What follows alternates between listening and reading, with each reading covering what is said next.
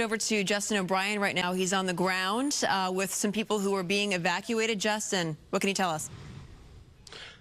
Yeah. G'day, Jen. I'm up in the North Lake area of Castaic, and this is a road here. So this is a Ridge Route road.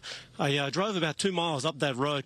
The fire hasn't got to it, but the smoke is crossing it about 2 miles away. Now, you have a lot of residents who are being stopped at a checkpoint, and they're having to walk up the hill to their house.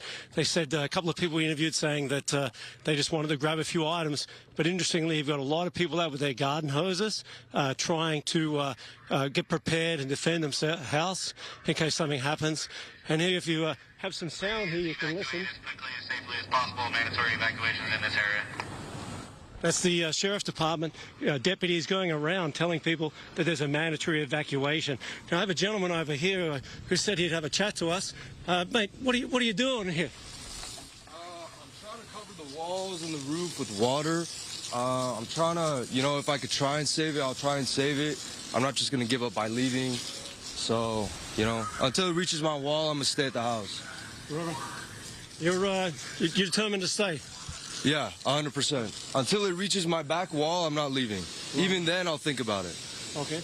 And what about, have you grabbed some items in a car ready to go just in case? Yeah, I already packed it up the second I heard when it was around like 100 yards or 100 acres. I packed up like my documents, any important stuff to me, and then I got my keys ready and I'm going to go whenever I have to. Good luck, mate. Thank you. Yeah, so they heard it, Jen and Sandra. Looking across here, you got all the neighbours with their sprinklers on, just hosing down. One thing I can say, though, just from covering a lot of fires, it does appear that they're on the edge here. If you look at the smoke, the way it's blowing, so it's blowing directly towards this housing estate, and no doubt those houses you see up on the hill will be the first ones that are hit. So I'll just keep wandering around here, chatting to the neighbours. Back to you in the studio. Yeah, Justin, it does seem like most people, I saw a woman who was packing up her stuff in the back of her car. It does seem like some people in the area are obeying those evacuation orders. We saw the officer in the neighborhood with the bullhorn and the loudspeaker saying this is an evacuation order, you have to leave now.